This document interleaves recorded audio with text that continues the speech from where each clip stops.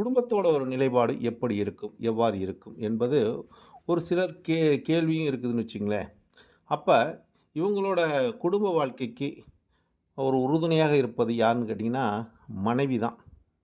மனைவி தான் இவங்களுக்கு ஒரு உறுதுணையா இருக்கக்கூடிய அமைப்பு இருக்கும். ஏன்னு கேட்டீங்கன்னா, இவங்களுக்கு இந்த ராசிக்காரங்களுக்கு 6ஆம் இடத்து அதிபதியா வரக்கூடிய சுக்கிர பகவான், ராசியில ஆட்சி பெறக்கூடிய தன்மையும், அதேமாரி லாபத்தில் உச்சம் பெறக்கூடிய தன்மையும் இருக்கிறதுனால், இவங்களுக்கு மனைவியினால் ஒரு லாபமும், அவங்களால ஒரு லாபத்துக்கு கிடைக்கலனா நஷ்டமடையக்கூடிய தன்மை இருக்குது. ஏன்னா, லாபமும் அவங்க தான், நஷ்டமும் அவங்க தான். அப்ப அவங்களை அனுசரித்து வாழக்கூடிய நபர்களாக ரிஷப ராசிக்காரங்க இருந்துட்டாங்கன்னா, நிச்சயமா அவங்க வாழ்க்கை ஒரு சந்தோஷமான ஒரு வாழ்க்கையாகவும், மகிழ்ச்சியான ஒரு வாழ்க்கையா இருக்கும்.